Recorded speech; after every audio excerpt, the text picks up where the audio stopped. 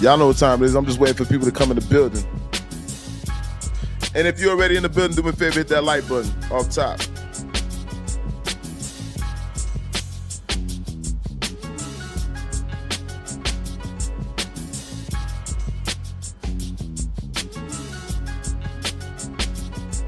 Do me a favor, as soon as you come in the building, I need everybody to hit that like button off top. All right, so YouTube can recommend this content. Do me that favor.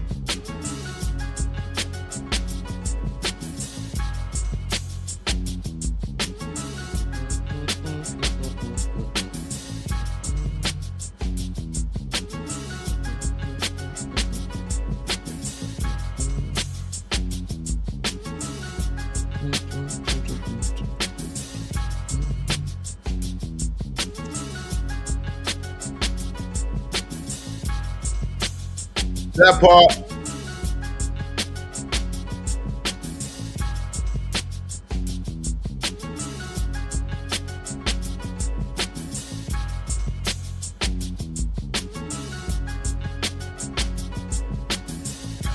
All right, y'all. Y'all know how I do. I usually wait for people to come inside the building. All right. Let's cut off this great intro music. That part. L.O.T.S approved media. Listen. I am the incomparable, the off the imitator, but cannot be duplicated, the one they took their style from, all right? I'm the elected, appointed voice of the streets, all right? I go by the name of L.O.T.S approved media. That's Lord of the streets, learning off the streets, living off the streets. You know what I mean? Also, I want to tell you, I'm considered a public enemy, #1 top op, all right? This is powered by L.O.T.S approved media. I want to welcome everybody to the Don't Shoot the Messenger podcast. That part.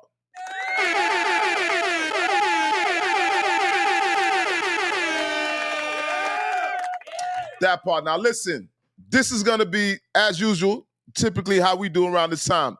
It's 11 o'clock, so I need to get the energy up, all right? I'm waiting for everybody to just get inside the crib. I'm pretty sure everybody to put the kids to bed. If y'all don't know, this is the most dangerous podcast on God's green earth. Once again, I'm the incomparable, the off the imitator, but cannot be duplicated, one to they style from, all right? I am the leader of the streets, learning off the streets. I go by the name of L.O.T.S approved. I'm considered public enemy #1, your top op. This is powered by L.O.T.S approved media, and I want to welcome everybody to the Don't Shoot the Messenger podcast, episode number 96. That part, and clap it up. All right. Y'all know when I give you that intro. Once I give you that intro twice, you know what time it is. Today, we're going to be discussing a lot of different topics. Listen, make sure you guys hit that like button off top. Let's get this clear, all right? Hit the like button. That's what makes YouTube recommend this content to their audience. It pushes it forward to their audience. All right? We call that being a ninja watcher. That's people that just be casually watching, you know? They don't really interact with whatever they're watching. Well, let's change that today. It doesn't cost you nothing. Just hit the like button. And also make sure you guys are smashing the subscription button. That part. With that being said, we're going to speak about crypto today. We're going to speak about Lil Wayne today. We're going to speak about Cardi B today. We're going to speak about Travis Hunter today, all right? These are the topics that are currently on the internet right now that everybody's speaking about. And got everybody's pennies in a bunch. So let's just get to it. First of all, I want to speak about Lil Wayne actually speaking to Kendrick Lamar. Listen, you guys know how I feel about Lil Wayne. Lil Wayne needs a battle. His whole career, he's never had a challenge as such as going against a top-tier battler. Now, me, myself, I'm trying to coerce this, right? I want to see Lil Wayne battling Kendrick Lamar. It can happen. It needs to happen. But it might not happen on behalf of Lil Wayne. And you guys will see what I'm talking about.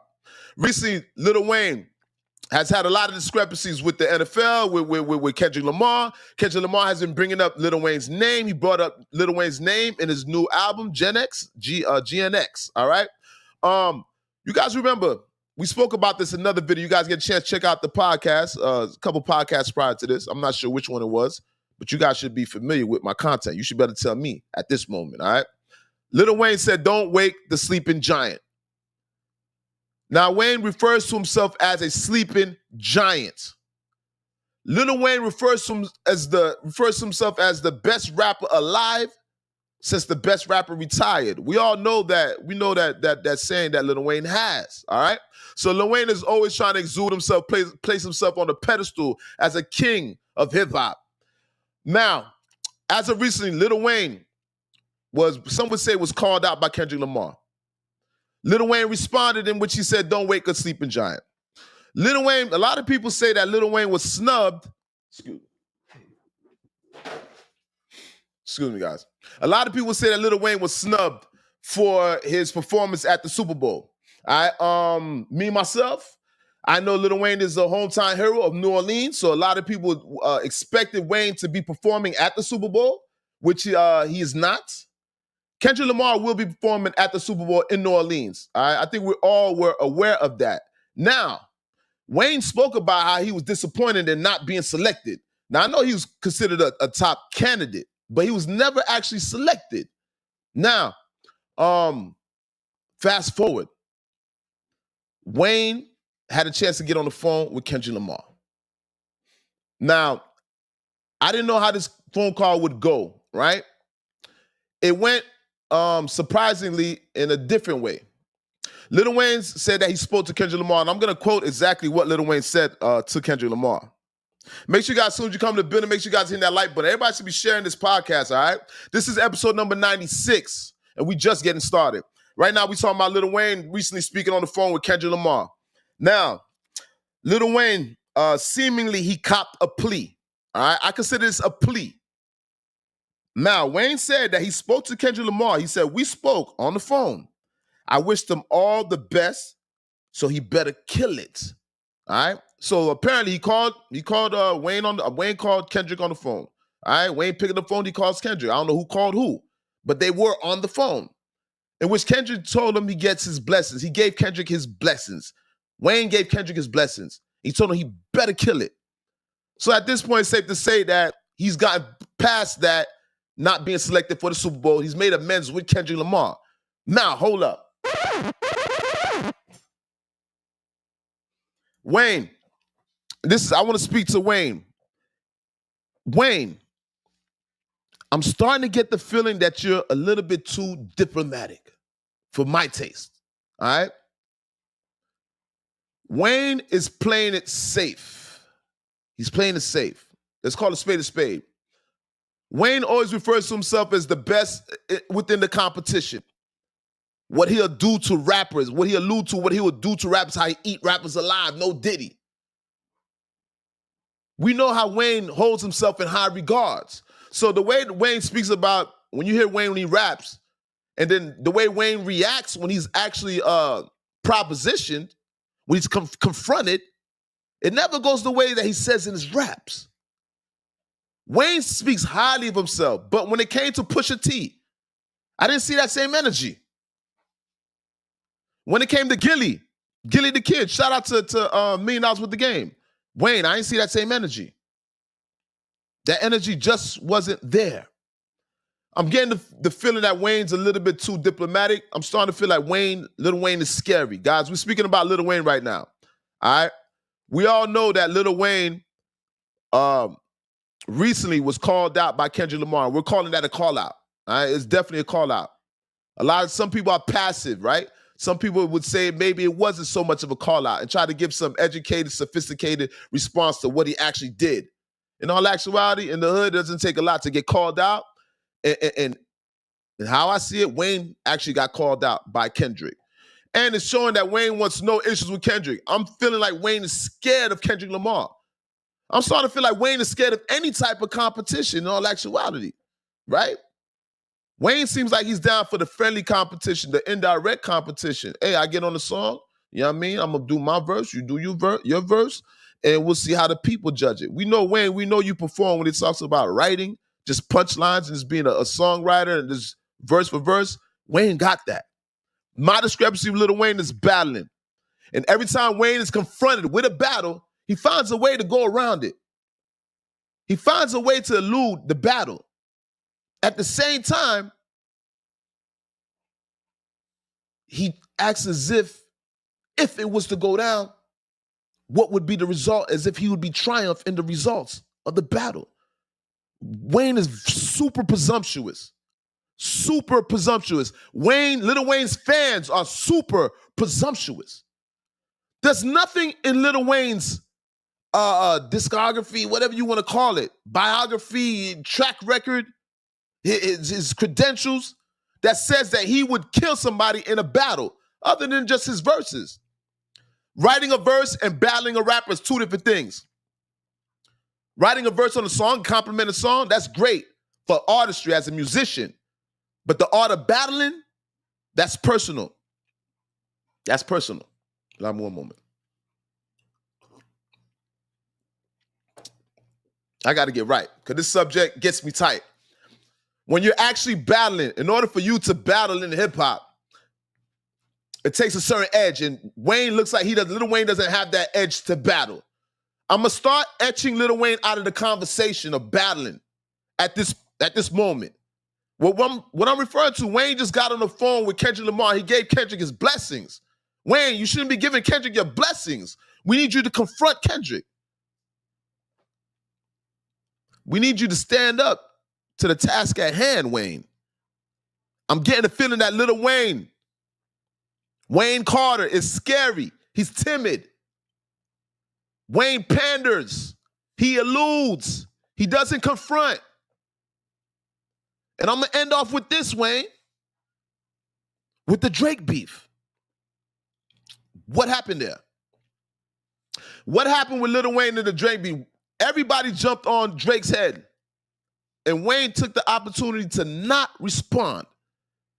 That was not by coincidence. We all know that was deliberate. I heard about Drake knocking down one of your chicks. Everybody said that this beef that Drake got going on with the industry is because Drake always he fucking with niggas' girls. Drake, he's a sniper.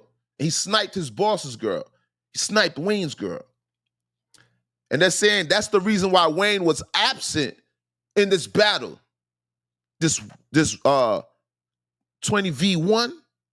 1v20. The whole industry versus your artist. And you're nowhere to be found. That's not a coincidence. All right? So on behalf of L.O.T.S Approved Media Channel, Wayne, I'm challenging Lil Wayne. I want to see Lil Wayne battle somebody that's on his level, that's a worthy opponent. And Wayne, if you do not battle anybody anytime soon, because I'm pretty sure I don't think you're going to be battling somebody in your later ages. You're around your prime. Maybe you a little bit past your prime. Don't shoot the messenger. Hold up. Wayne might be a little bit past his prime. Gunshots. Hold up.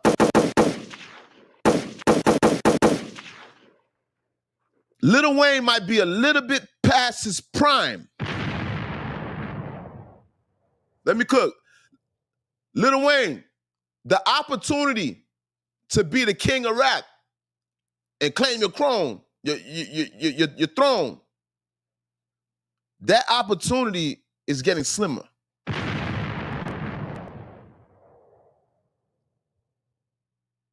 Wayne, your career, to sum it up, you're the head of your generation. You're responsible for Young Thug. And a list of other rappers, the Cardis, all these guys with the paint, with the tats on their face, the rock and roll persona, skateboard tatted face, colorful hair. That's Wayne. That sums up your career. Very influential. But in reference to the king of rap, I don't think so.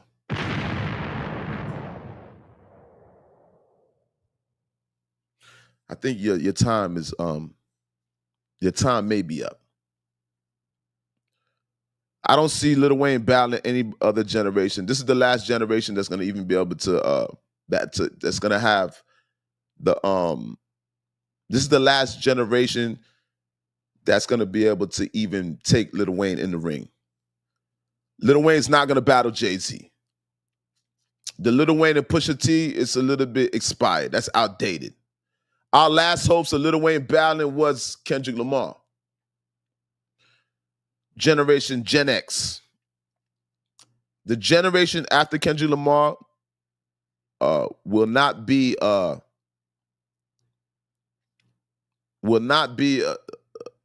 potential opponents for Lil Wayne.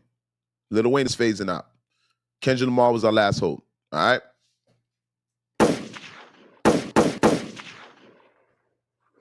L.O.T.S Approved Media, Don't Shoot the Messenger Podcast, episode number 96.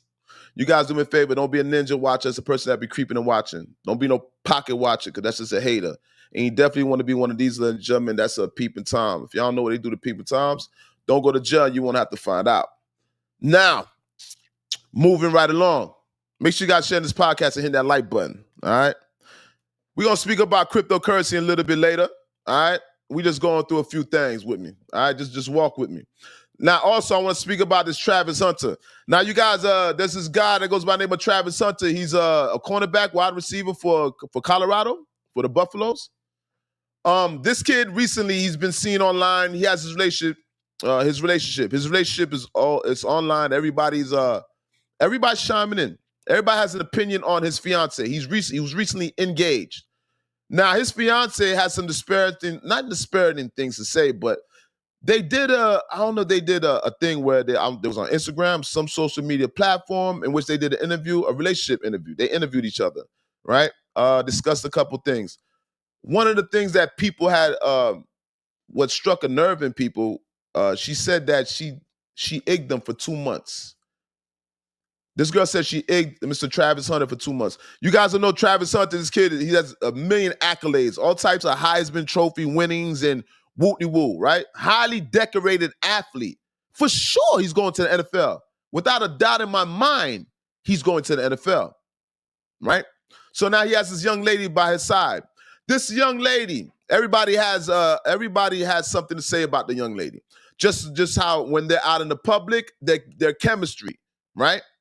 She said for 2 months, she ducked him. She egged him for 2 months. He was in her DMs. Now I'm about to show this video.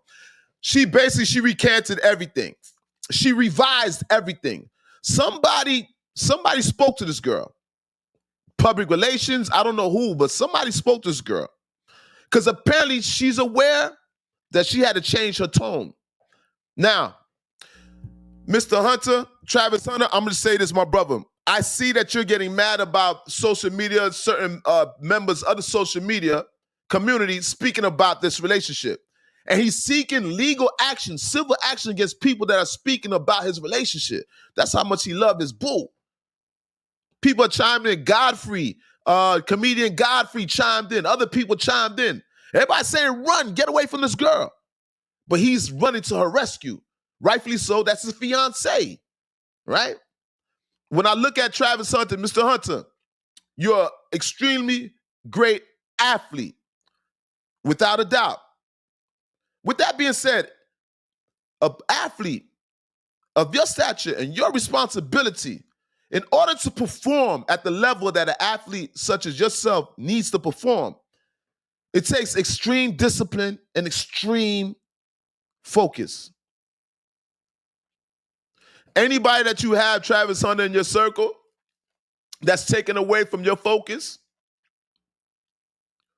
that is coming between or hindering your performance, you need to reassess your relationship with that person. Hence, we're talking about your girl.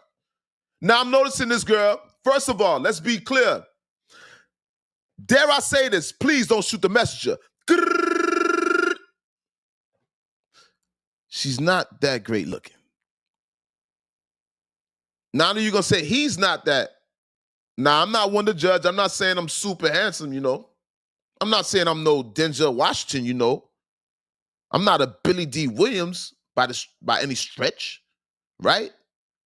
But this kid, Hunter, Travis Hunter, he doesn't look like he experienced too many bad bitches. Let's just call a spade a spade. He's an athlete, right? He's young. I believe he's 21 years old. He's 21. He has this newfound fame. Women, women getting at him that he never experienced. I don't think he's a highly sought after bachelor out there. I might be going out on a limb. You guys let me know in the comment section. I seen the kid. I seen the smile. His chick, she's not that great. She's not that great looking. She needs to make sure that she's not hindering your performance. All right? And I'll get back to the looks thing because I'm alluding to something. And we have to break this down. Y'all gonna like the end, so wait to the end of this. All right? I'm getting to something. I'm alluding to something. You need to have all your focus, Travis. All your focus. If this woman is too emotional, if I get the feeling like she's sort of not necessarily self-centered, but throughout all these situations that people are talking about this woman, I'm noticing that she's taking the time to get emotional. She gets emotional at times where you're going to need her support. It's more about award shows, events, these type of events that the focus is on you and you need to concentrate. But she's taking the focus away from you and bringing it more to her in the sense of her emotional state. I believe she deliberately gets emotional, right? I don't think she can handle your fame. I don't think this girl can adjust to your celebrity, for one, because she seems like she's more invested in herself and her wants when it's your time. When you're receiving an award, that's your time. When you're speaking to the press, that's your time. When you're at a game and you're attending a game, that's your time. But she's taking the opportunity to get emotional. And when she gets emotional, you have to address her issues. That takes away from your focus. Travis, I'm going to say she's bad for the brand. Hoy.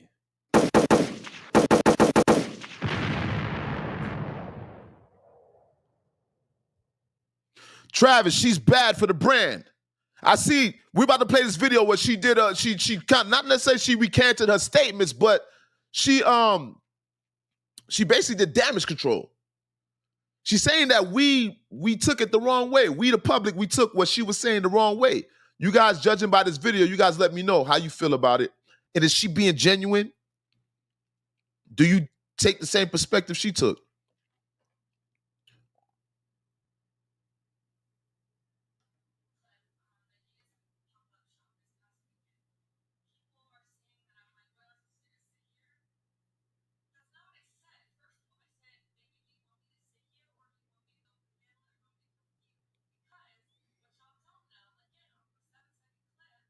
Those weren't fans, by the way. He had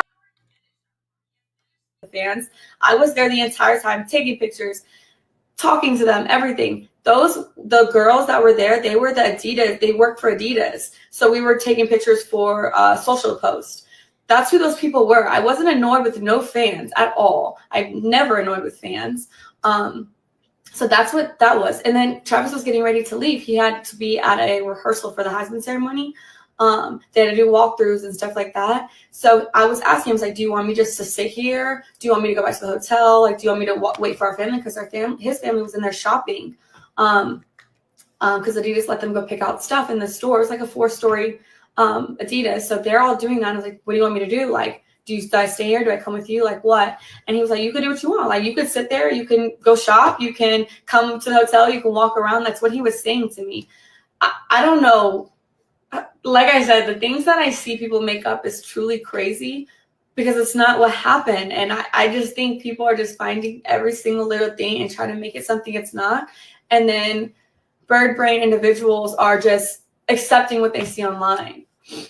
Okay, now the last thing, this actual Heisman ceremony. This is making me so mad because anyone who knows me knows I support Travis in every win, everything he does, because I truly, truly love that man. He is perfect in my eyes. So when his name was called, I instantly was going to, if you watch the video, you can see me like, but his mom didn't get up. So I was like, oh, maybe I don't get up. Maybe I just sit here with her. So I sat there and then y'all said Coach Prime had to tell me to get up. No, he didn't. He said, go get him. go get your man. Like, and once Travis stood up, but he didn't have to do that because I was going to do that anyways. As soon as I seen Travis get up, then I thought it was appropriate to stand up, greet him, congratulate him. But then there was a camera right in front of Coach Prime, and I knew they were going to film that moment. And because of how people are online, I was like, I don't want to be in that shot, so I'm going to sit down. So I try to sit down so I'm not in the camera while I'm crying. People are going to be like, oh, why is she crying? Like, you know, stuff like that. And so I got out of the camera purposefully so they can have their moment. That's all it was. No one told me to stand up. No one had to tell me to celebrate with him. I was just sitting there crying. I wanted to take it in myself too. I was super excited for him. But I wanted the moment to be about him and his family. And that's another thing. People are like, why did he sit next to her? Why was his mom? We had assigned seats. I didn't have a choice where I sat. They are obviously going to put someone and their partner together. So I had the seat right next to him because that was my assigned seats. I didn't have a choice. And then the hugging thing. Travis came and hugged me because he just went down the line. I was first in line, then his mom, then Coach Prime. He came straight to me first. I didn't tell him to do that. I didn't have to tell him to do anything. He's a grown man. He can do what he wants. But yeah, everyone is making this crazy narratives in their head. So I just wanted to clear it up. And that is the truth. That's what happens in all those videos. And I will not be addressing this again. I didn't want to address it, but here we are.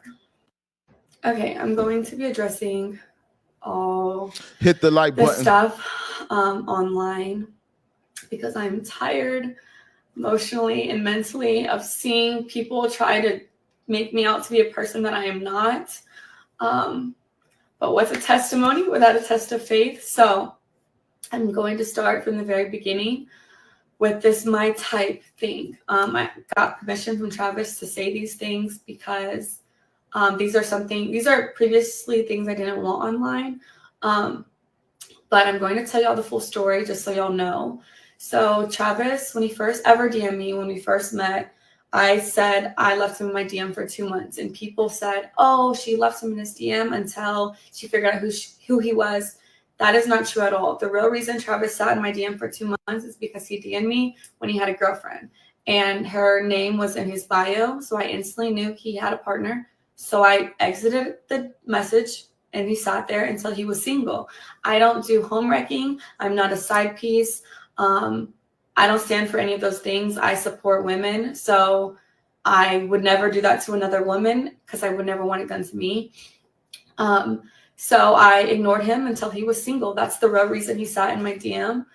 Then the second thing, when I said he wasn't my type, I did not mean attractiveness. I don't have a physical type, period. No two men that I previously dated looked the same. My first one was a white cowboy. Second one was a Mexican soccer player. Then I dated a black man who was a SoundCloud rapper. And then Travis. So I have never dated the same type physically. I don't care about what people look like or what they can give me. I date people for who they are as a person, how they honor God, and how they treat the people around them. And Travis is all the above. So when I said he wasn't my type, I meant because he was younger than me. I had never dated no one younger than me. And he had cheated on his girlfriend. I don't know if your type is cheaters, but mine isn't. So no, he wasn't my type at first off of those two things. But that didn't discredit the fact that I was attracted to him. That's obviously why I gave him a chance. And then I learned he truly is a phenomenal and wonderful human being. And that's why we're together. And that's why we're still together to this day. So that's that.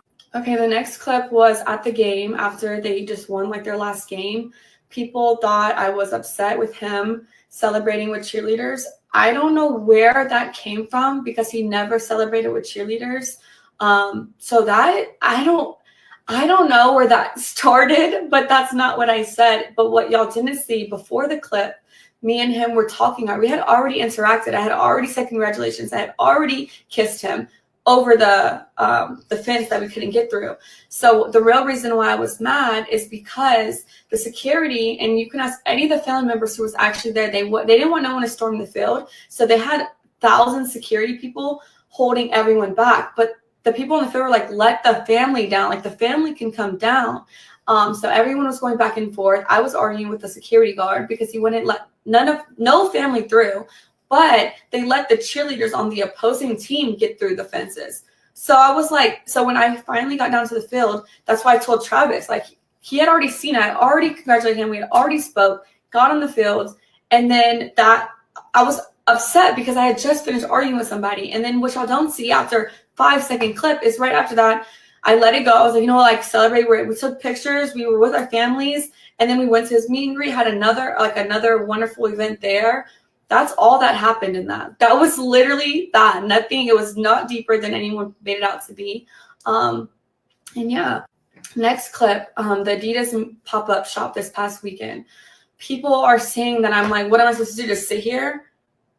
That's not what I said. First of all, I said, baby, do you want me to sit here, or do you want me to go with the family, or do you want me to come with you? Because what y'all don't know, again, off of a 7-second clip, is those weren't fans, by the way. He had already finished that part. He had finished meeting with the fans. I was there the entire time, taking pictures, talking to them, everything. The girls that were there, they were the Adidas. They worked for Adidas. So we were taking pictures for social posts. That's who those people were. I wasn't annoyed with no fans at all. I'm never annoyed with fans. So that's what that was. And then Travis was getting ready to leave. He had to be at a rehearsal for the Heisman ceremony. They had to do walkthroughs and stuff like that. So I was asking him, I was like, do you want me just to sit here? Do you want me to go back to the hotel? Like, do you want me to wait for our family? Because his family was in there shopping. Because Adidas let them go pick out stuff in the store. It's like a 4-story Adidas. So they're all doing that. I was like, what do you want me to do? Like, do I stay here? Do I come with you? Like, what? And he was like, you can do what you want. Like, you could sit there. You can go shop. You can come to the hotel. You can walk around. That's what he was saying to me. I don't know. Like I said, the things that I see people make up is truly crazy. All right, hold up. All right, you guys. I don't know what you guys make of the video, but let me give you a rundown. All right. First of all, just her body language, judging by her body language, she's very uncomfortable. All right. She's coming up with a lot of excuses. This is what you call damage control, because everybody making observations about each event and what took place at these events, and she's making it seem like it's not what y'all was thinking. So we're just all idiots, right? We're all idiots. We're just making assumptions, right? We're making astute observations, and we're just all under the wrong assumption, and we're just looking at it wrong. You guys see that Travis has been sticking up for this girl. Heavy, but you haven't heard her voice really throughout this whole situation. Now you're hearing her response. This is what you call damage control, obviously. She says she doesn't have a type. When I say I don't have a type, it's meaning because he was cheating, and I don't like cheaters. I've never heard of somebody referencing a type as a cheater. I didn't know a cheater was a type. I didn't know faithful was a type. I never knew this. So she's basically trying to redefine everything, all the observations that we made. These observations that people make in society, right? These are normal assumptions that we make in society. She's just trying to say that we're all wrong at this point. So this is what you call damage control. I'm going to leave with this. Throughout that whole time, you saw her. She kept playing with her hair. Let me say something. When you see women start playing with their hair while they're talking about something that's very serious, that's a sign of nervousness. Why are you nervous for? Why are you so nervous? The nerve should have went out the window. People have been accusing you. Your anger should have overwhelmed your nerves. You should be angry right now. Then you said you love the man. I'm going to end off with this. You said you love the man. I don't know. When I see you saying you love the man, what I got from it was you noticed that your relationship is in jeopardy. And you love what he can do for you, and you just realize that you might lose him. That love was a love of desperation, it wasn't a genuine I love him. That was a desperation I love him. That was I fucked up. That was I fucked up. Desperation I love him. She doesn't actually, you can tell that she doesn't, I don't get that she loves him. I think she loves the situation. I think we're all under that same assumption, all right?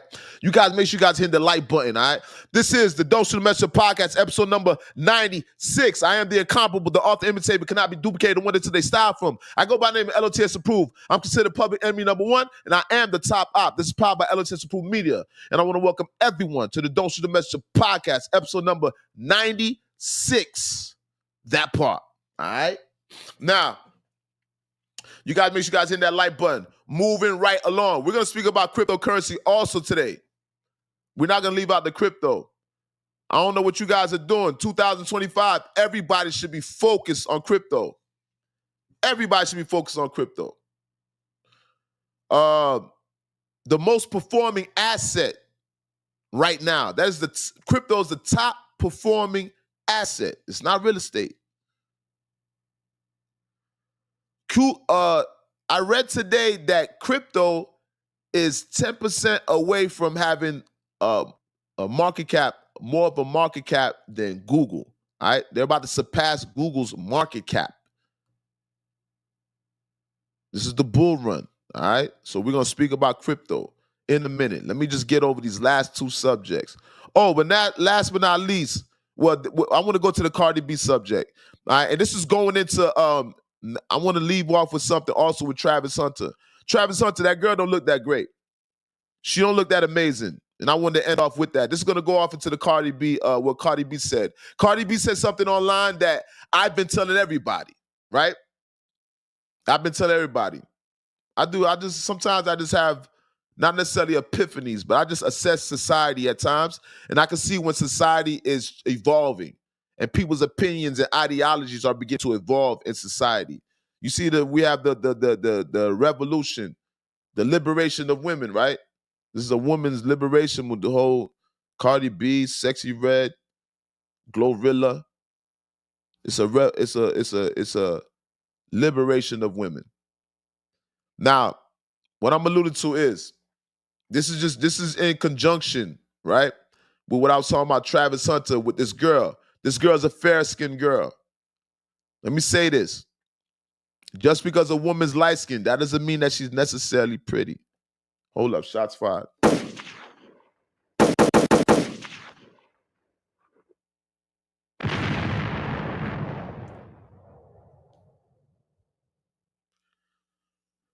Just because a woman's light-skinned, that doesn't necessarily mean that she's pretty. That's what they call it, fair-skinned. A lot of brothers, especially brothers my skin complexion, dark-skinned brothers, they value light-skinned women and they hold light-skinned women in high regard. It's not the light-skinned niggas, it's the dark-skinned niggas saying that they don't date dark-skinned women.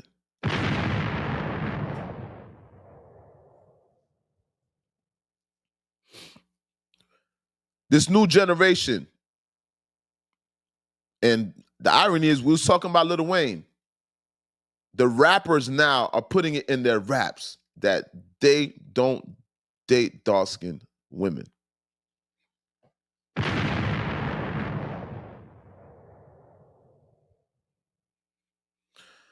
So we talking about, this is a global issue, right? But I wanted to just start with our backyard first, America. All right, same thing with Travis Hunter. I'm under the impression that Travis Hunter is exalting this woman, holding this woman in high regard because of her skin complexion. Let me know if I'm wrong. When I look at the woman, her face, I don't find her to be that pretty of a woman. Now, she's not ugly. By no means, by no stretch of the imagination is she ugly. I won't go as far as some people use the word ugly very loosely. You might say I'm ugly, but I beg to differ. Now, Cardi B said the other day that she spoke to somebody on the phone, all right? And when she spoke to this gentleman, the gentleman told her that he would rather date a woman that's considered an 8 as opposed to dating a woman that considers herself a 10, a dime piece, a bad bitch. Y'all know the bad bitch comes with some baggage, right? You dealing with a bad bitch, you have to maintain her. She has a how would you say, an exaggerated outlook on life. She has unrealistic expectations. Hold on. Let's talk about the light-skinned women with the unrealistic expectations.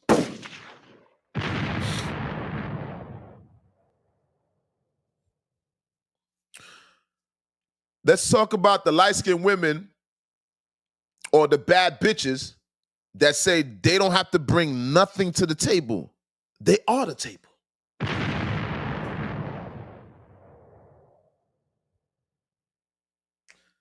That's the new one.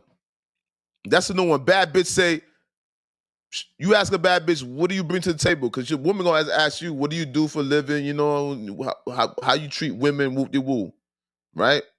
They're always concerned about our occupation, our credentials. But when we turn the tables around and present them with that same question, what do you bring to the table? Women are responding with, I am the table. And I know, gentlemen, men, I know at home, I know y'all are hearing this. I'm not the only one hearing this, okay? Please don't leave me alone. Please don't leave me alone on the ledge. Because I'm going out on a ledge right now, all right? When women are saying that they're a bad bitch, I've had women tell me, like, you got to know how to deal with a bad bitch. Apparently, a bad bitch is not a traditional woman. Apparently, you got to treat a bad bitch different than you treat a traditional woman. Bad bitches have extremely high expectations.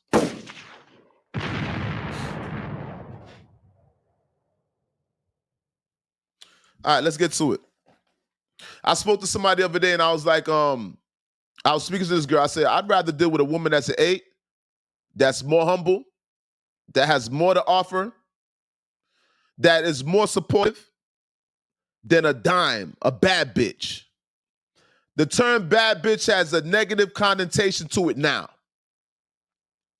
The term bad bitch has a negative connotation to it.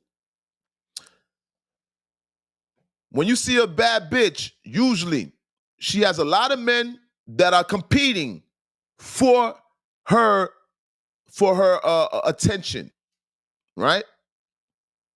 Bad bitch requires certain treatment prior to her giving you anything.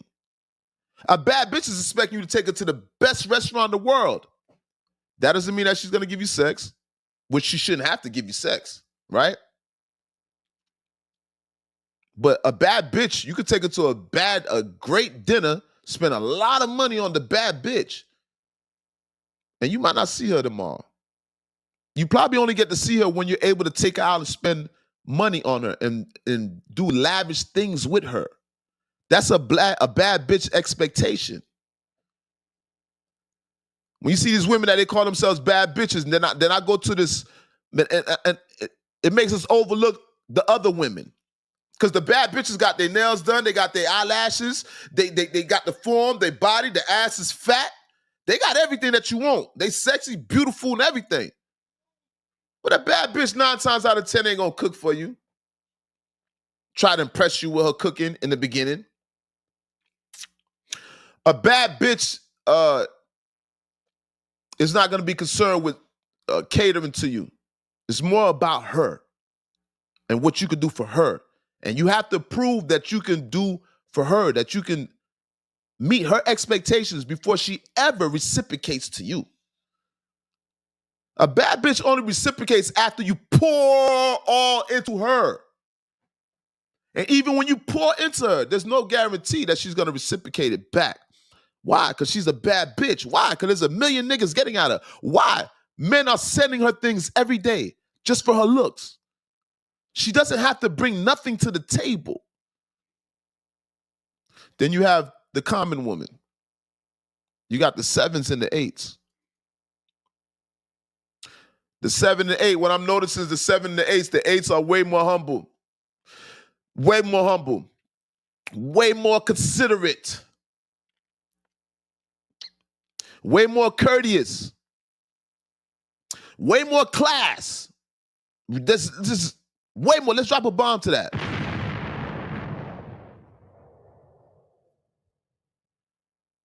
The 8s are the ones with the great education.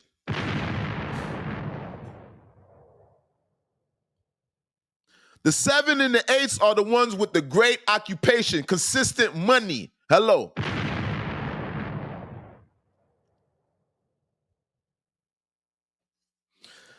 The 7 and the 8s, the 8s, these are the ones that they're less sensitive, they're more humble, they require less in the beginning of the relationship. Yeah, I know. She doesn't have the fat ass. Listen, we're gonna have to listen, men. We're gonna have to reconsider the women with the fat asses. We're gonna have to not necessarily give them less attention, but we have to just reassess how far we go and how far we're willing to lend ourselves to a bad bitch. I think it's in our best interest for us to start shining light on women that are 8s, 7, 8s, and maybe a 9. Because guess what? An 8 could be a 9. An 8 could be a 10 eventually. But you got to invest in her. But it's a great part. She's going to be willing to reciprocate in the beginning. So that gut feeling that we as men have, and when we're scared to invest in a woman, it's not going to be there with the 8. The 8 is going to show that she deserves to be invested in. She can get her ass too. What, the 8 can't go get her ass done?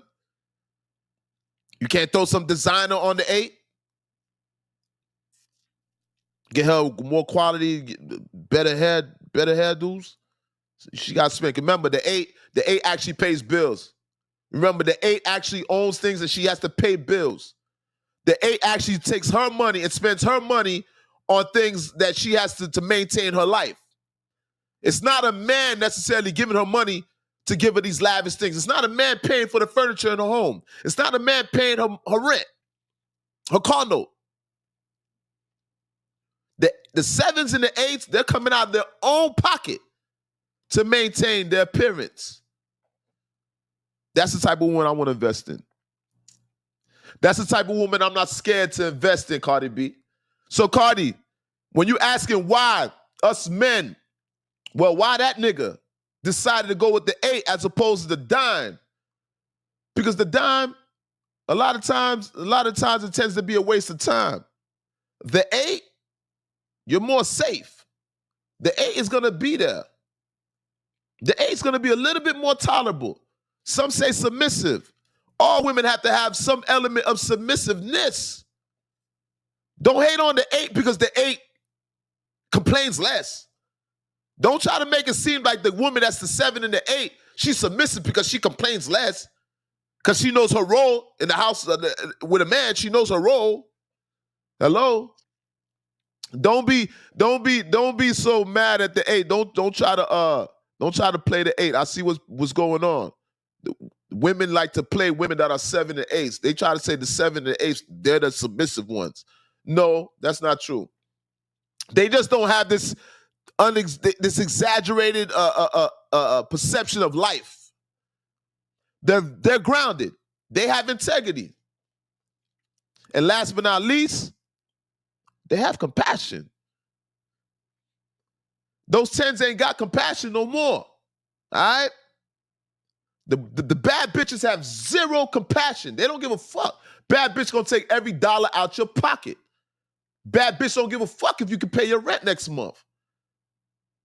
Bad bitch is on a mission. Bad bitch want to be rich. And she ain't gonna do it on her own. She gonna do it off your pocket.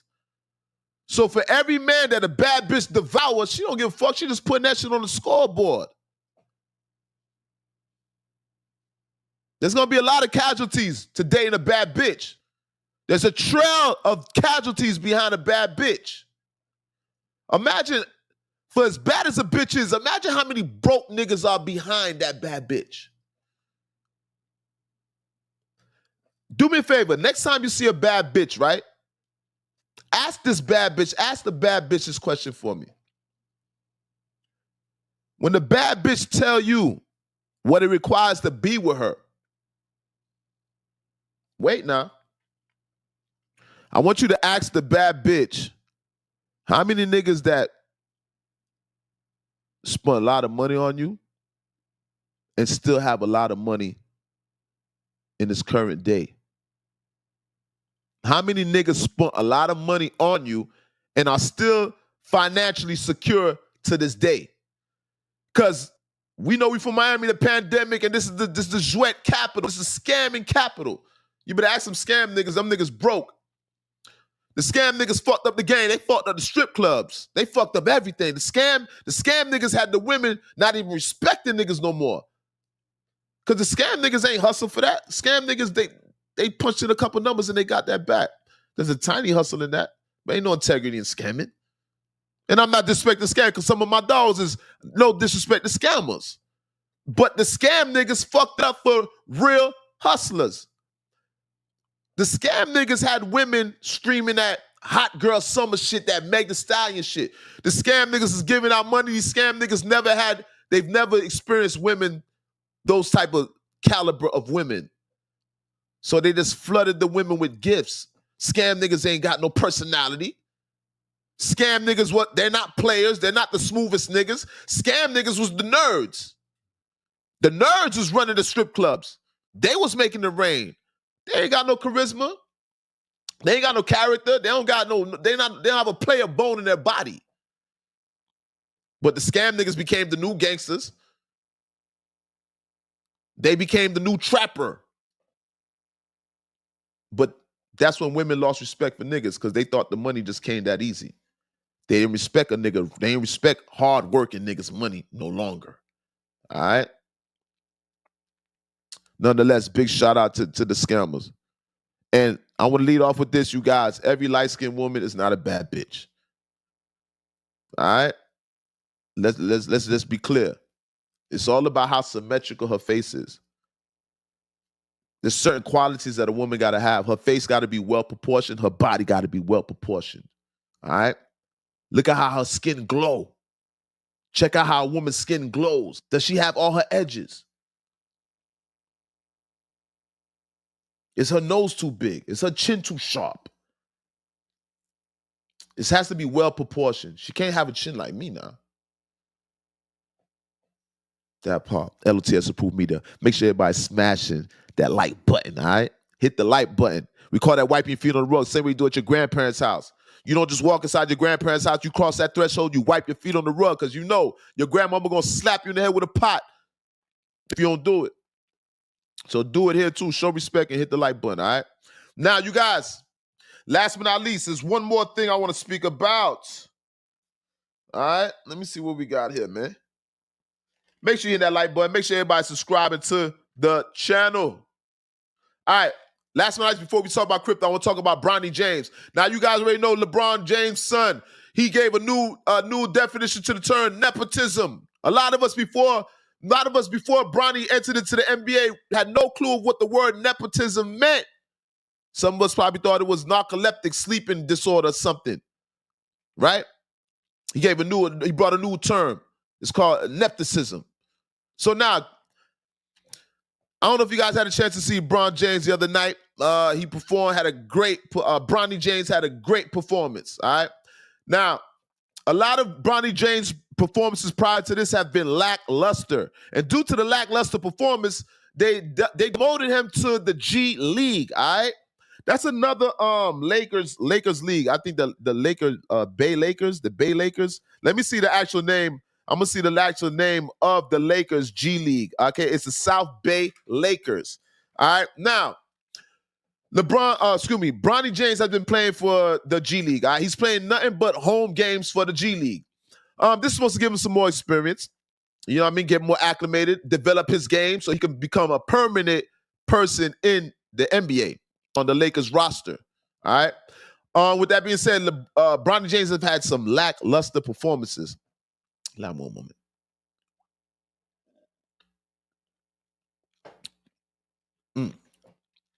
Listen, you guys don't mind me talking for like an hour. Don't get parched. And I've got to make sure that I always, you know what I mean?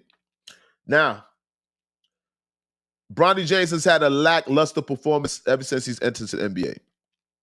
There's a lot of naysayers. A lot of people don't believe that he deserves to be in the NBA, obviously. And a lot of people don't think that he's going to last in the NBA. Now, just from the beginning, the NBA, they transferred him to the G League. He plays for the Lakers also, but he's playing for the G League, all right? The G League. I want to dispel a lot of misconceptions about the G League. First of all, I want to talk about Bronny James' performance. He scored 30 points. Let's just break down what he scored the other night against Phoenix. All right. Bronny James had 30 points, 3 rebounds, 2 assists, and 1 steal. All right? So 30 points. First of all, let's clap it up for Bronny James.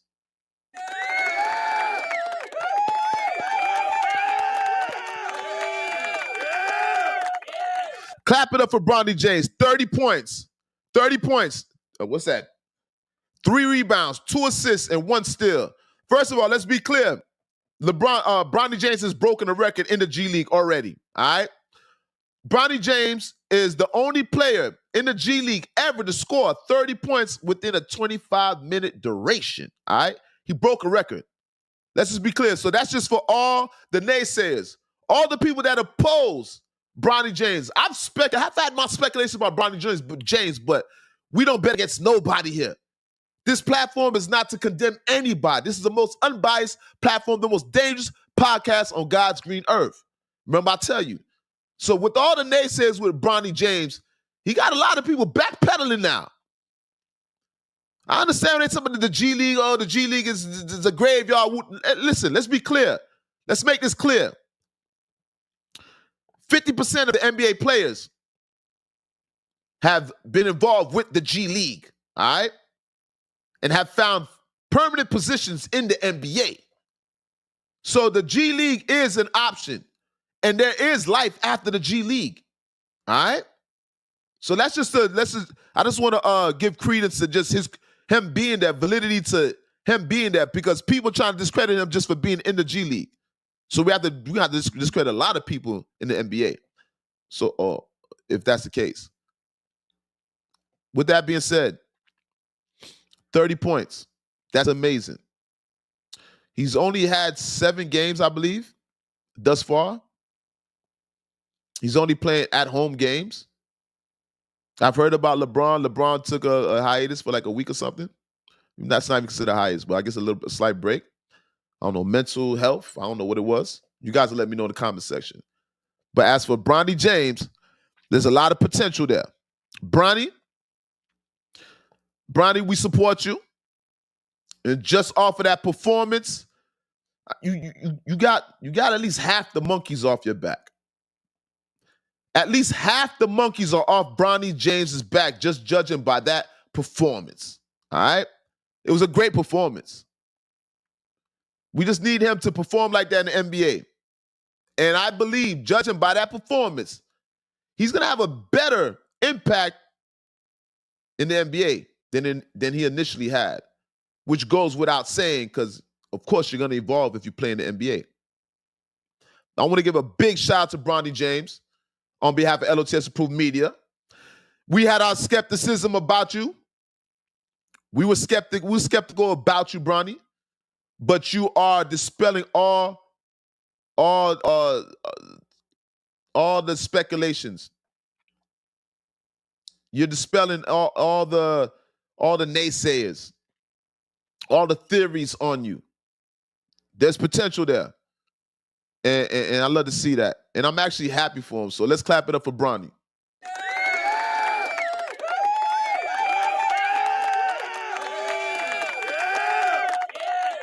Big shout out to Bronny James for those 30 points, all right? 30 points, 3 rebounds, 2 assists, and 1 steal, all right? Don't forget, got to get the man his steal. Now, you guys, we spoke about it then. Make sure you guys hit that like button. Make sure you guys hit that like button. Make sure you guys subscribe to the channel. Last but not least, I want to speak about cryptocurrency. This is what we actually came here for, all right? The topic at hand. Now, I know you guys have had a chance to see the crypto market. I did play with the crypto last year, but I'm back in. and I'm back in full time. I'm 2 feet in, not just the toes, not just 1 foot. I got both feet in. The bull run, 225, cryptocurrency, the number one performing asset right now. The infrastructure, the economy in America, it's evolving. Digital currency. For those that are not aware, let's be clear. The dollar bill is phasing out. Let's be clear. Digital currency is being ushered in. The landscape you're seeing right now is only going to intensify. Let's be clear. Cryptocurrency in 15 years is going to be a thing. It's going to be normal. It's going to be normalized. You're going to be using crypto in your daily transactions. But a lot of people can't fathom that. Cryptocurrency is for the people that see into the future. Right now, cryptocurrency is 10% away from having a bigger market cap than Google. And I know you guys had a chance to see Google. They're coming up with their own crypto, right? Crypto technology. Shout out to Google. It quantifies things, if I'm correct. What I'm trying to say is, you guys, cryptocurrency is the future. This is the bull run, 225. You'll never have an opportunity like this again. 221 was the first opportunity, the first wave. This is the second wave. Let's be clear. This is considered the bull run. I need everybody to be aware. This opportunity for you to get rich. Not everybody's going to get rich. But let's be clear. This is the opportunity for you guys to get rich, semi-rich, close to rich. At least get off the porch. If you invested in XRP 2 months ago, XRP was at what, 40 cents, 30 cents, maybe even less? XRP has multiplied 6 times over. So for example, what crypto is gonna have you guys doing is gonna send you guys back to math class. I'm back doing remedial fundamental math. All right? Decimals and fractions. Very serious right now.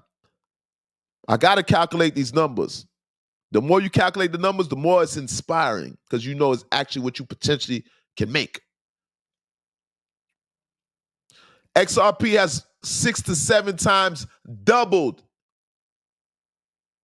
in numbers. XRP is the top performing cryptocurrency right now. Top performing in the crypto market.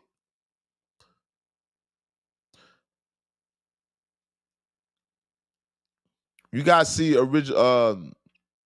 Ripple. Ripple's in cahoots with XRP, all right? Ripple just launched their RLUSD. That's the US dollar coin, whatever. Ripple is invested into XRP. Ripple is speaking to Donald Trump.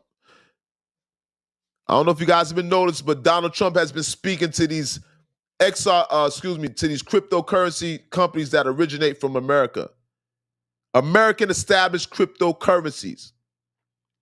He sat down with Hutchinson, Charles Hutchinson, the owner of Cardano. You see that he's sitting down with Elon Musk. All right? Elon Musk is associated with Dogecoin. That's the owner of Dogecoin. All right? That's why Trump got some new department called Department of Government Efficiency, making sure that things are running like a sewing machine, making sure that money is not being squandered.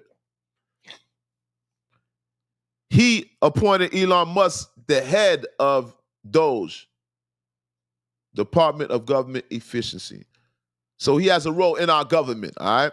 So take that into consideration with him also being a primary investor in Dogecoin. So he sat down with Dogecoin owners. He sat down with Ripple, I believe. Don't quote me on that. But I know he definitely sat down with Elon Musk, obviously, and also Mr. Hawkinson, I believe. You guys know how sometimes I butcher names. All right? I don't know if he sat down with a Mr. Lehman Beard. That gentleman also. He's the owner of H-Bar. You guys, these names I'm giving you, I'm talking about XRP, I'm talking about Dogecoin, XBAR. For example, XRP is a utility coin. It has a purpose. Some say Dogecoin is not a utility coin. Dogecoin is considered a meme coin. But Dogecoin supporters believe that Dogecoin has a utility also. It has a purpose. It has a utility. People are utilizing it, all right? They're utilizing Dogecoin currently. So using it for tips and things of that nature, right?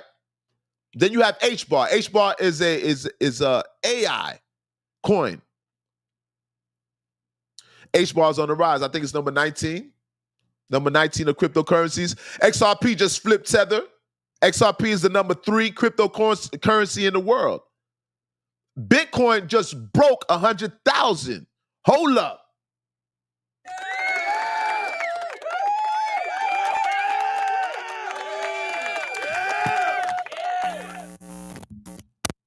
Clap it up for Bitcoin surpassing 100,000. Bitcoin's at 107,000 currently. All right? Bitcoin is predicted to reach $1 million. I need us to wake up, you guys. I'm giving you guys the logistics right now. I need you guys to warm up to the idea of getting you some cryptocurrency. And hopefully I can be more convincing towards the end of this conversation. Bitcoin is predicted to be $1 million and more. We'll break down salary cap, marketing cap. We'll break down all that. Liquidity and all that. And volume, the volume of trades that are taking place. We're going to break down all these different terms, right? Obviously, I'm not going to be able to break down everything in one day for you guys. We're going to give you we're going to give you different, different additions, right? Of the subject. But back to Bitcoin, past 100,000. Bitcoin is predicted to go to $1 million. But y'all know Bitcoin was at one time, it was attainable. Do your homework. You guys get a chance, go on Coinbase, go on any of these platforms. You guys can see the history. All these coins have history. They have a graph of how they perform since the inception of the coin till its current date. So when you see Bitcoin and what Bitcoin was priced at one point, it's super interesting. Matter of fact,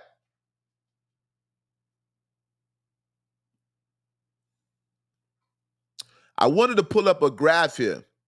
What I want to do actually, and I don't want to actually use mine because you guys, I'm new to this, and I didn't necessarily want to show my my account. But we will have to, when I come back, when we do another installment, we're going to actually look into my portfolio where we can break down some terms and just look at some things in depth. But what I was saying is there's a lot of, excuse me, sorry about that. I haven't even seen the comment section. You guys, I do apologize. William E, yo, hey, I miss Bitcoin, but I'm not missing XRP. Bro have over 1,000. Robinhood sucks. Coinbase is great.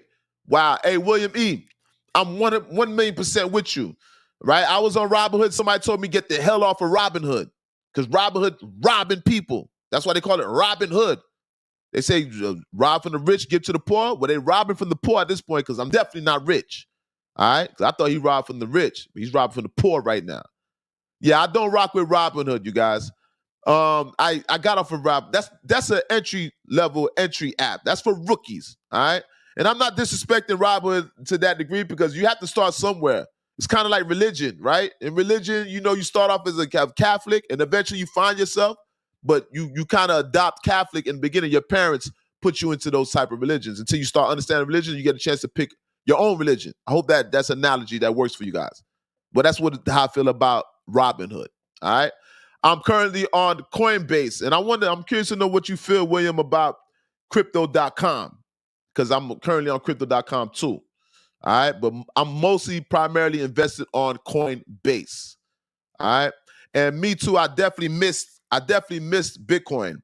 What I'm gonna do here, I'm gonna pull up the chart and we're gonna see what Bitcoin was going for originally, just to give you guys a gist, a slight peek into what you potentially can make if you invest in crypto. All right.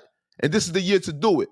You guys doing fair, make sure you guys hit that like button. If you like this content, make sure you hit that like button. We're going to give you more content, especially cryptocurrency. We're going to speak about this a lot, all right? Because I need everybody to get acclimated to cryptocurrency. I want all of us to be rich. It ain't fun being rich by yourself. It ain't fun having money by yourself. You need people to enjoy your money with, or you're going to have a bunch of crabs trying to get in your pocket. Envious that just want your spot, all right? So now, I pulled up the Bitcoin chart. I'm on crypto.com. Like I said, I usually use Coinbase.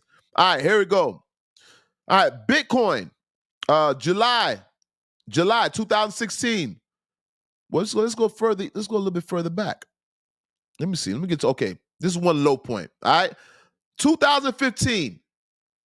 We're going back. This is before. Keep in mind, Bitcoin's at 107,000. All right.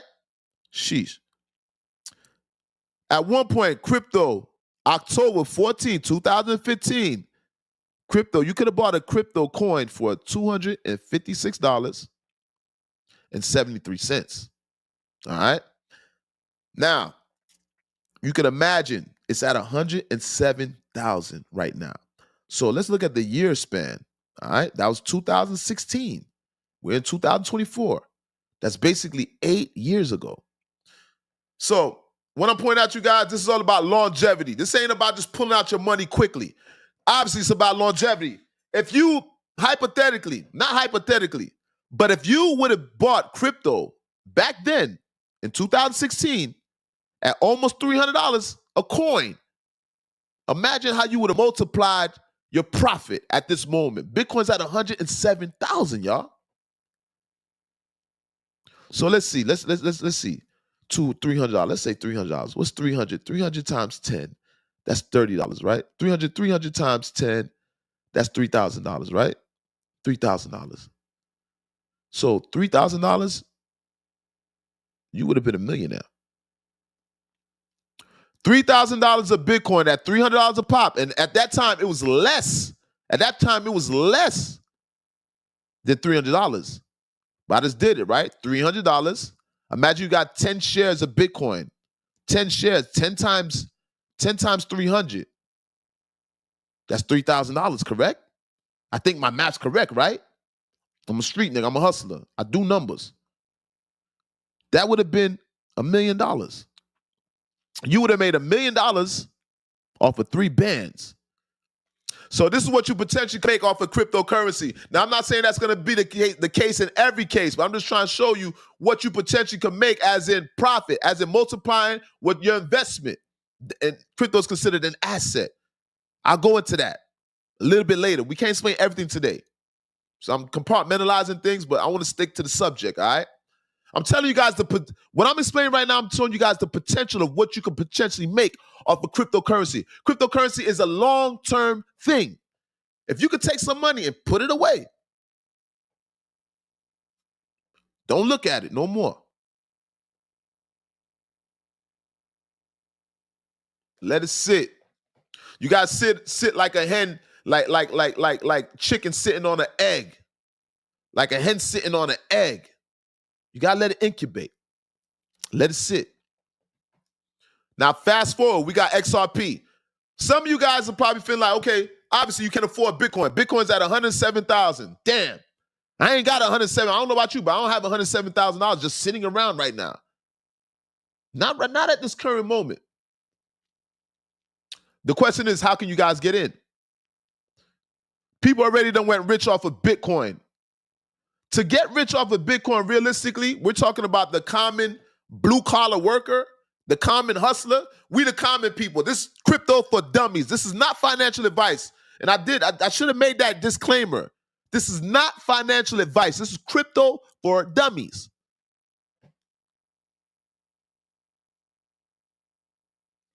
A lot of us missed out on Bitcoin, the opportunity to get rich off of Bitcoin. We don't have $100,000 just sitting around the house, right? Cool.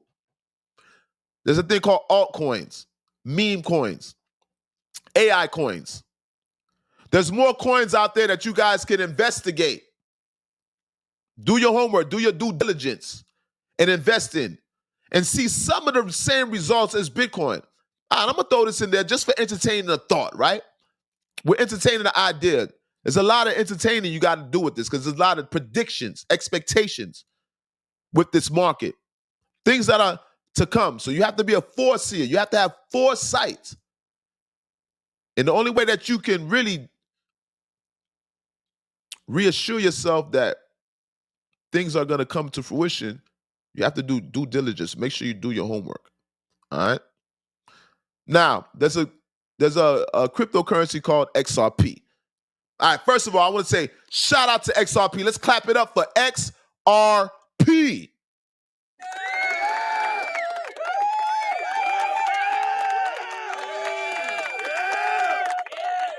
All right, you guys. Now, in reference to XRP, first of all, you be a baller. Facts. Shout out to William E in the building. You heard me? This is a crypto conversation for the crypto enthusiasts and also for the people that know nothing about crypto. You do not have to be well versed in crypto. This is crypto for dummies. This is for people that just want to have an inclination of what the hell is going on. Because a lot of us know nothing about the economics. I wasn't an economics major, but economics is my game because I'm on the streets and I deal with street economy. And it all ties in. All right? But right now, we're talking about XRP. Let's not get beside ourselves. With that being said, you guys, XRP is having a great run, a stupendous run right now. XRP is a top performing cryptocurrency right now. Let's be clear about this.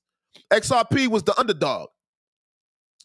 XRP met a lot of regulations. They try to regulate, not try to. They regulated XRP. They put a lot of stipulations on XRP. The SEC, Security Exchange Commission. Remember, the head of the SEC is stepping down. He's resigning. Trump is restaffing our government. And Trump's main concern is the economy, right? And at the forefront is crypto. Crypto is on the forefront of Trump's agenda with this country. Trump wants America to be the crypto capital. Let's make this clear. Let's clap it up for Trump just for that. I'm not a big Trump supporter. This is not about politics, but he is our commander-in-chief right now. So we got to clap it up for the crypto agenda.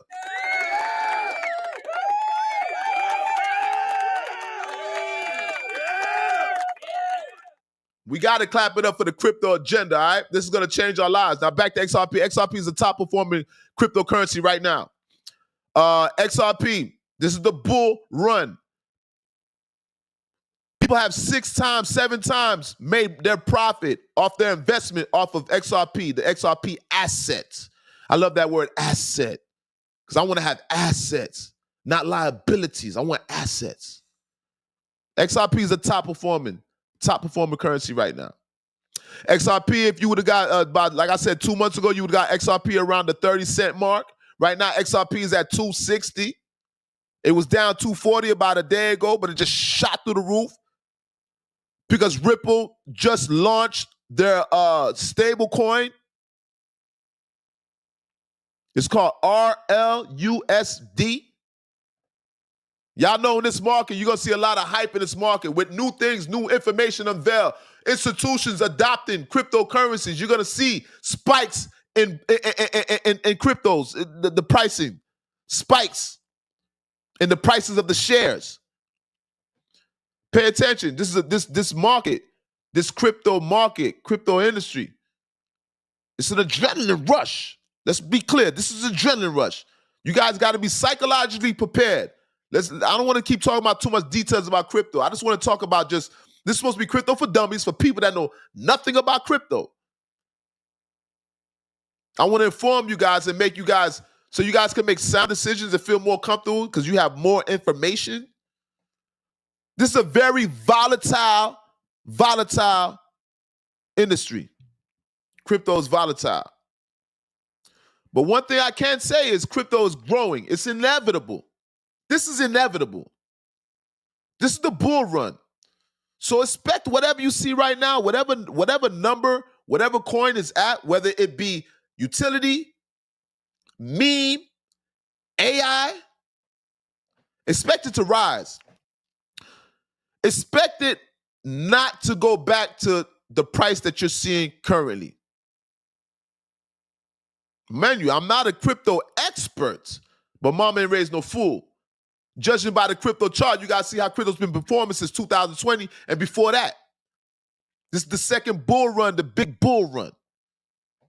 We made it to the second wave. So to everybody that made it to the second wave, if you missed the first wave, congratulations. If you made it to the second wave, congratulations, and clap it up for yourself.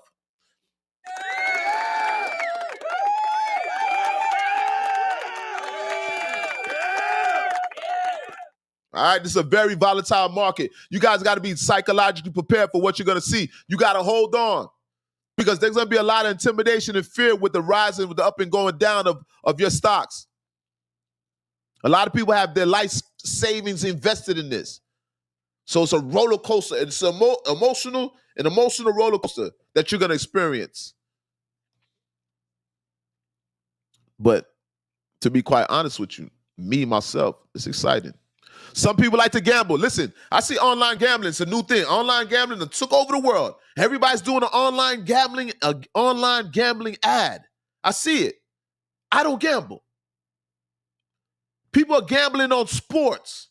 Some people like to play video games all day. They on the control playing with video games. I found my own thing. This is our thing, cryptocurrency. Instead of gambling, I'd rather take that same $20, $10 and put it into a crypto coin and watch the market and predict when's going to be the next spike or when's going to be the next crash. Because we're going to speak about when things are bullish versus bearish. All right? Bullish means it's going up like a bull, going up. Bearish means like a bear, tearing things down. You got to know when to take advantage. I'm going to tell you one thing. Crypto for dummies. It's just a suggestion. Sell when it's high, buy when it's low. Sell when it's high, buy when it's low. You're going to hear that term a lot in this crypto industry. Now, it's more to it than that. You guys don't take what I tell you and just run with it. This is not crypto. This is not financial advice. All right? Take what I say with a grain of salt and do your own diligence. There's more to it. But I'm opening you guys to the idea of cryptocurrency right now. You heard. Let's open our minds to the thought. Let's entertain some ideas. All right? XRP, top performing. You guys, I have some money invested, almost 10,000, close to 10,000 invested in XRP. I'm going to give you guys some coins that I'm invested in. How about that? Would that work? Just to give you guys some reassurance. All right, I'm invested in XRP, obviously. Big shout out to XRP. Let me get a bond for that. Hold up.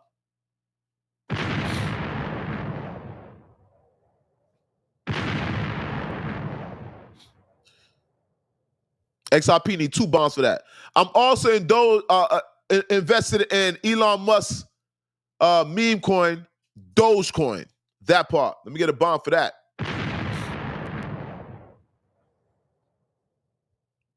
Those are 2 coins that are high on the list of top performing coins. Let's be clear. I'm picking winners, right? I don't pick a losing horse. I ain't never pick a loser. I've always ran with the winners. I ain't never like a team that was losers. The only team that I'm forced to like and they're losers is the Dolphins. That's our team. I'm with you whether right or wrong. I'm one of them type of niggas. But that's only by default. That's by default. I didn't choose that. They chose me. But I know how to pick them. So like I said, I'm invested in XRP and I'm also invested in Dogecoin. All right? Now keep in mind, these numbers are coins are numbered as in where they perform, where they're ranked amongst other coins. All right? So every coin that I'm telling you is going to be top ranking coins. Let's be clear. So you guys are rocking with the right person. This is not financial advice, but I think you guys are rocking with the right person because I'm winning. All right. XRP is the number 3 coin. The number 3 crypto coin. All right. XRP just flipped Tether. Tether was number 3. Now XRP is number 3. All right. Dogecoin. Let me see what number Dogecoin is. Dogecoin is number 7. That's the number 7 performing coin. All right? Dogecoin. So rate 2. I'm also invested in Cardano. Cardano owned by Charles Hutchinson. I don't know the names. You guys help me out. Am I pronouncing it correctly? Hutchinson. All right? Nonetheless, shout out to that gentleman, all right? You guys know I'm just joking. Shout out to that gentleman. He seems to be very intelligent. He's always speaking speaking with Trump, and I guess he's one of the advisors amongst Elon. I don't know to what capacity, but he definitely is playing a role. All right, so that's XRP, Dogecoin. I'm invested in Cardano, and last but not least, I'm invested in HBAR. All right, HBAR is a creeper. I think HBAR is ranked at number 19, I would believe. All right, that's an AI coin. So I just gave you guys 3 examples of 3 different types of coins that you can invest in, or just have an opportunity to invest in. All right, you got XRP, utility, Dogecoin. Let's just be clear. Listen, crypto for dummies. Utility, it has a word that people utilize it. It's a utility coin. And these are all layer 1 coins. I'm not sure if Dogecoin's a layer. I have to double check. And I know I'm kind of losing you guys because we're going to break down all these terms. So I'm trying my best not to give you guys too much information. I just want to give you guys the basics right now. All right? I gave you guys a crypto. I gave you guys the utility coin. You got meme coins. Dogecoin is a meme coin. Fun fact, history fact. Dogecoin started off as a joke. That was a joke. It wasn't meant to be real. It somehow became to be utilized. It somehow started playing a role. It grew, and we just in its utilization. Dogecoin potentially can go. We don't know what Dogecoin potentially is going to go.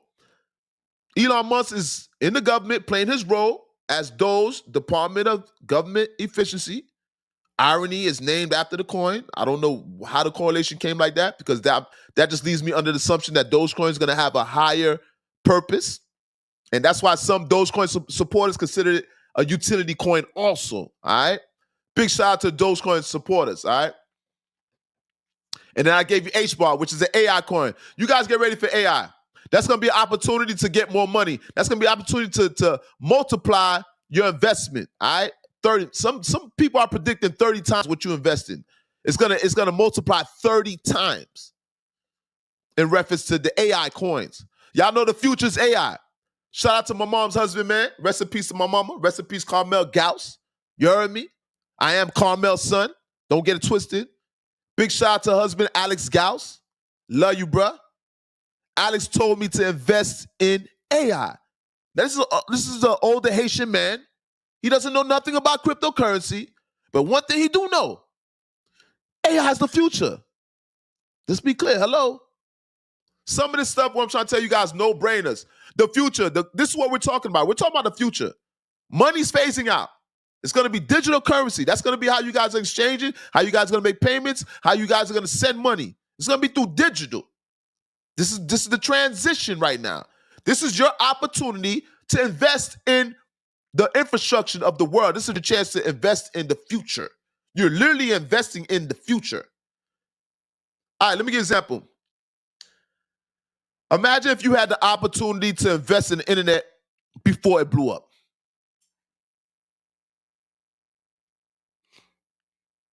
Imagine how rich you would be. It's 10% away from surpassing Google's market cap. Y'all need to get serious about this. All jokes aside, I know I'm playing around, but this is very serious. This is your future. The opportunity now is not going to be to the same degree as in 4 years from now. 4 years from now, there will be another opportunity. But the possibility of you becoming rich, the possibility of you making a great investment is becoming less. Whoever doesn't get in this year, And I don't want to give no unrealistic predictions. I don't want to get too much into predictions, but I guess we can guesstimate.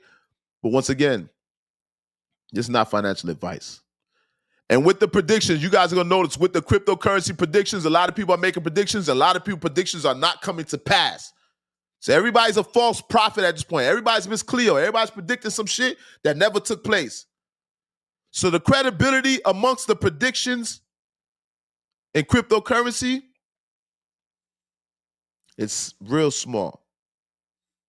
Not that many people in the crypto space, interpreters, are on point with their predictions. Not too many.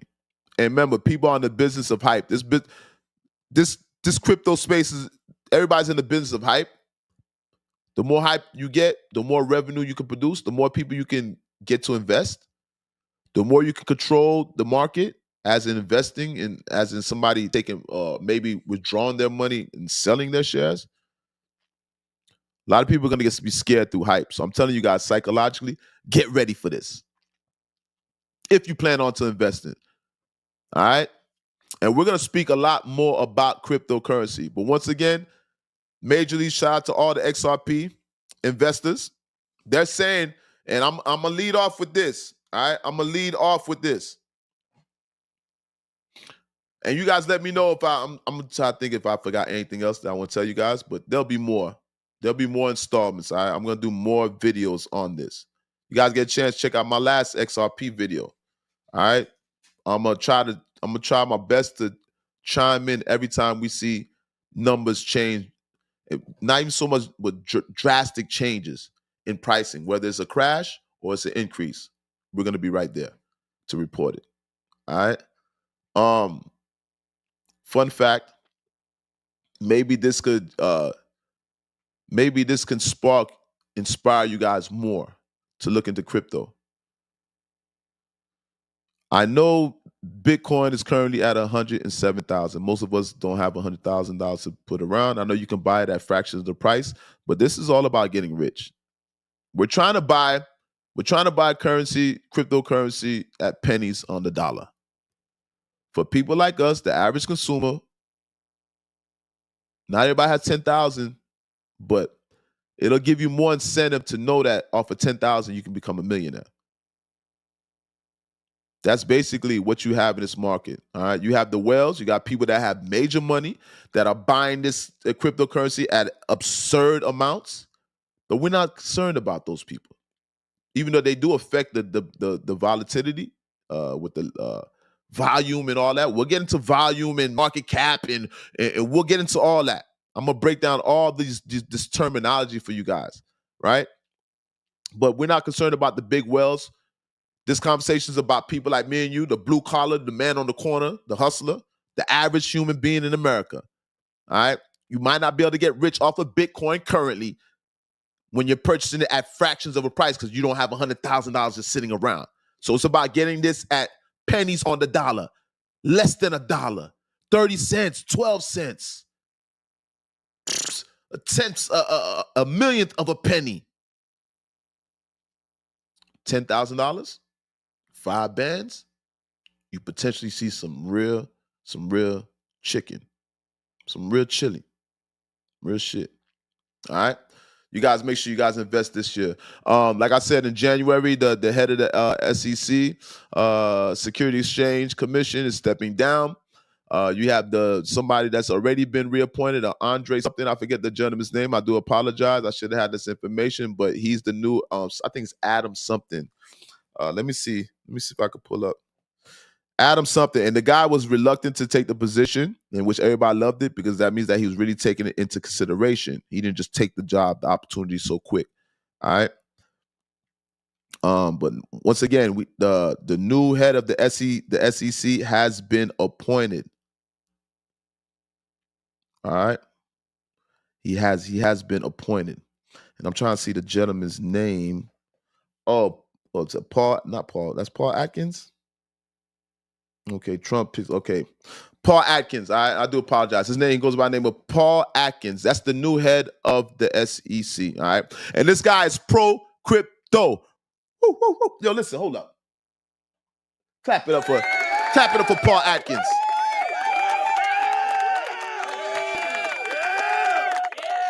Clap it up for Paul Atkins, the new head of the SEC. All right, you have the FCC, the SEC. You see ECC. You see these terms? I had to look up these terms. Imagine, I've been watching the news. I've been seeing SEC shuts down, FCC shuts down. I've been seeing this on the news. I never really knew the name, the breakdown of the name, and I probably don't heard it. Of course, I've heard it a couple times, but it just didn't register like that for me to attain it in my mind. Right? I couldn't retrieve it from my mind. It would elude me to what the hell the SEC even stands for. But you guys, crypto, I'm going to leave off with this. Crypto is heavily involved with politics, all right? So you see, I know these terms. I learn the names of the people that own these cryptocurrencies and what they did and how much they impacted the crypto market, all right? When you're speaking of a Mr. like Charles Atkinson, Lehman, Ripple, H-Bar, Ripple, the owner of Ripple, all these people, their backgrounds, they have colorful backgrounds. They've invested, they've been successful in prior investments. It's not by coincidence that they're investing in cryptocurrency. It's not by coincidence at all.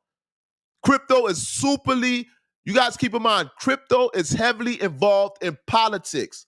So as you guys are watching crypto, pay attention to your politics. You see what's going on. They restaffing the government right now. It looks like the whole government's going to get restaffed. All right? Take this with a grain of salt. Make sure you guys go do your own information. But this is what I'm seeing. It's being restaffed, all right? Internal revenue, everything, all these taxes, all this stuff is being taken into a consideration, being reassessed right now. And Trump is sitting down with everybody, all right? And I hope that right now, I'm going to stop right there. I hope this has been informative. Once again, you guys, it's Crypto for Dummies. This is not financial advice. Make sure you guys are hitting that like button. If you like this content, you guys hit the like button so YouTube can recommend this content and push it forward to their audience. All right? Crypto for Dummies. I love it. Jump in. You might not have a couple racks sitting around. Tax time is coming.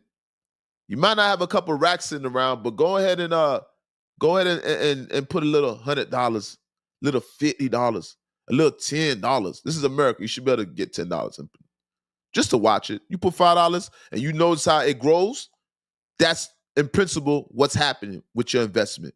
So if you put $5 and you see you put $5, you buy 10 shares, or what XRP right now is at $260.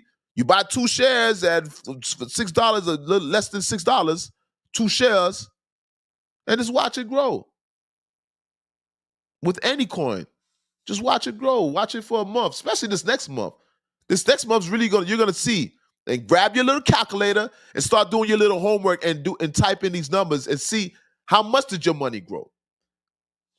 You got to know how to multiply by the decimal and all these things and divide. And you're gonna have to go back to fundamental math for you people that stop doing math. That necessarily when your kid come home with homework, you're not helping the kid with the math because you forgot the math. No, we have to get back to fundamental math in reference to cryptocurrency. It's not quantum physics. It's not geometry. It's not trigonometry, but definitely fundamental math. It's super emphasized in cryptocurrency, all right? And that's how you guys see the numbers. And last but not least, you guys, they're trying to say that XRP may flip Bitcoin. Imagine that. Clap it up for XRP one more time.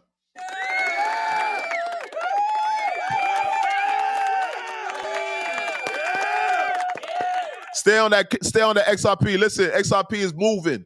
Top performing cryptocurrency right now. I suggest you guys to look into it. And if you can, invest in this XRP. All right?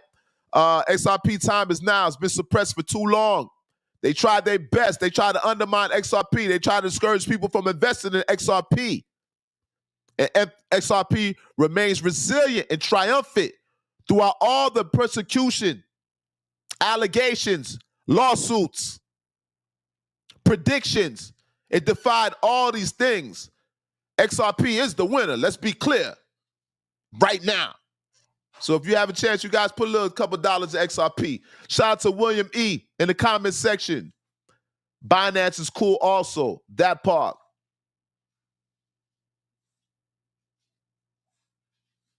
No description has been added to this video. This is what it is. This is what it's saying.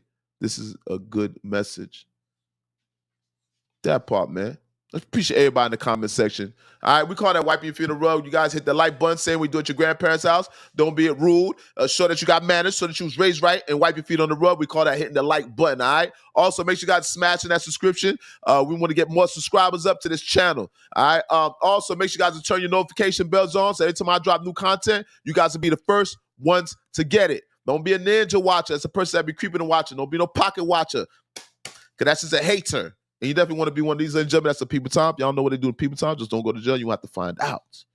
Last but not least, leave a comment in the comment section. We call that leaving your fingerprint. That's your DNA. That's your mark, okay? Let everybody know that you was rocking here with me. Public enemy number one, your top op. And let's run it down one more time. I am the incomparable, the author imitator cannot be duplicated. I go by the name of L.O.T.S approved. All right, that's Lord Zoe. Also, it's an acronym. Learn off the streets, living off the streets, leader of the streets. All right, public enemy number one, and I'm considered the top op. This is powered by L.O.T.S approved media, and I want to welcome everybody. Welcome you all to the Don't Shoot the Messenger podcast, episode number 95. That part. Oh, excuse me, 96. Hold up. Episode number 96. I do apologize, all right? Clap it up for us.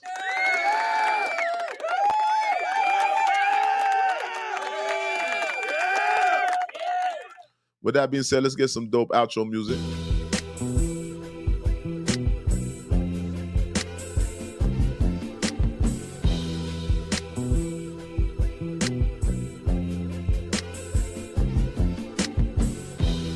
Rest in peace, Planet, goddammit, Dwight Lang. Rest in peace, my mama, Carmel Gauss.